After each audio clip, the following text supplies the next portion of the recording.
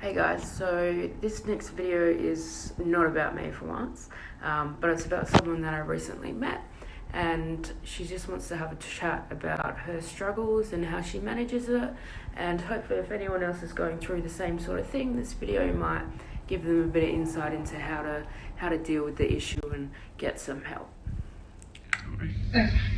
I'm Jess, I'm 22. From Perth. Nothing exciting. I don't know, Sophie asked me to share my struggles.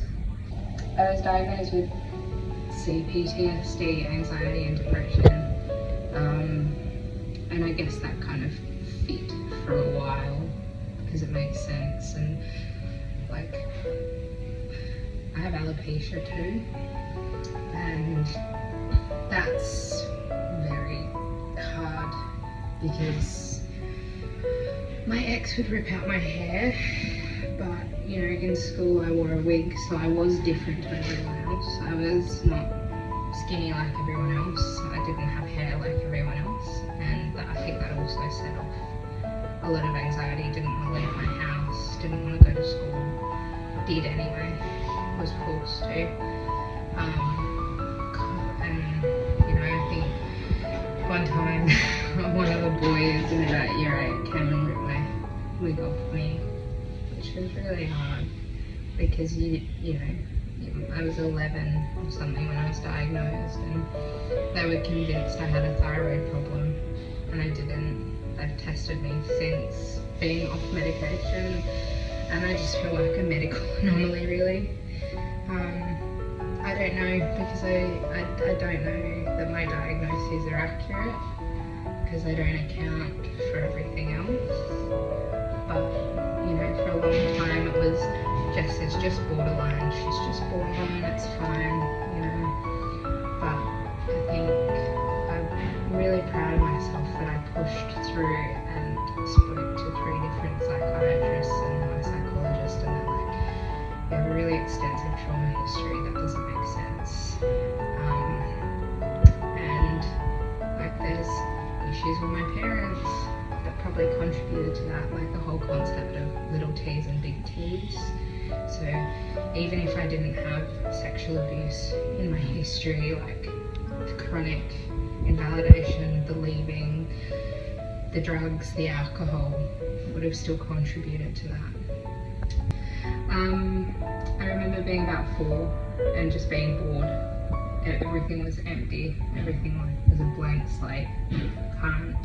Couldn't fit in because I was constantly concerned about it, but then at the same time concerned about people I was hanging out with, what they thought of me, why I wasn't like them, why no matter what I did, I couldn't make my brain engage fully.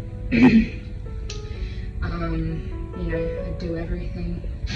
I'd watch TV, you know, go outside, swim, do everything I could, and it just wouldn't, it was just boring.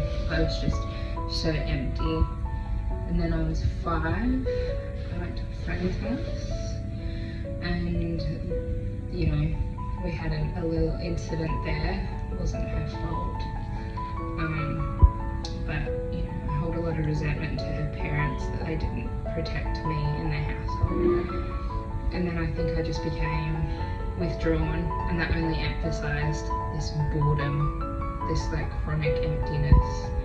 Maybe I'm bored. And I just remember, you know, my parents put me in all kinds of therapy from very young, hoping that it would fix it, and like I had some developmental delays physically, and I think they were just trying to make me normal. And you know, I would explain things to my psych and try and not think about what had happened at my friend's house, and you know, nothing fixed it.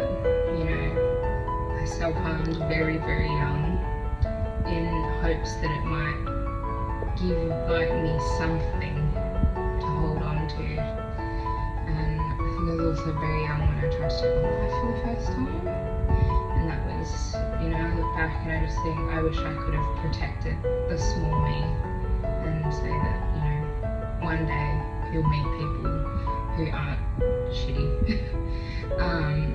But, you know, I wasn't like everyone else.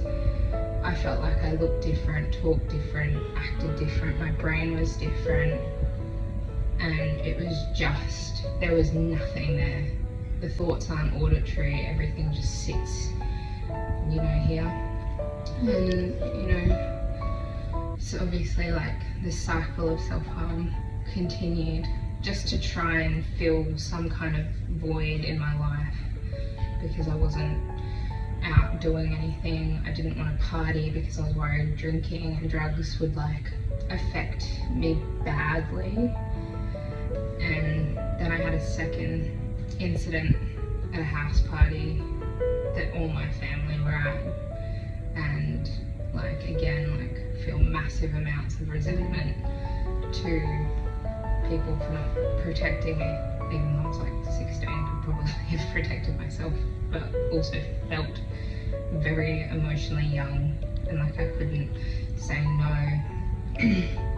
And then when I was, you know, 17, I was sort of graduating school, getting into uni, having exciting things happen, but I just didn't feel anything. And, you know, tried very much to combat that with just overworking myself, and I think in the end I burnt out, and then like I hit this really bad self-harm cycle. I was in and out of the hospital every 12 hours. I was back for like a week, and just nobody knows what to do with me, and it's like throw a label on her because she's too difficult, and I'm like, you don't understand the boredom and the emptiness that just controls everything. I can't focus, I can't keep going with a conversation, I've got no short-term memory. And then yeah, I, you know, went through that, and it was really tricky and shitty, and you know, you've got, no one believes you in the end because it's like, you're not even trying. And then I dated my best friend, and that may have been the worst decision I ever made in my life. You know, incidences of domestic violence and too much police involvement, and because of that I ended up taking drugs, and I don't hate it, but it's just to fill the void. Sex, drugs, rock and roll, basically just anything to give me something to do that takes my mind off the emptiness, yet the incredible trauma that I feel in life, that I'm not like everyone else, and I'm worried I'm going to end up 60 and alone and no children, no house, no job, because I don't have the energy to do it. And I think I manage it by going to therapy and getting it all out and just diffusing the knot that's in my head. And even though nothing feels real, you know, I think I've got to have hope, because otherwise I'm just going to end up in mental hospitals for the rest of my life, and I don't want that. And I think as I've grown up, managing it looks like having some kind of optimism for the future.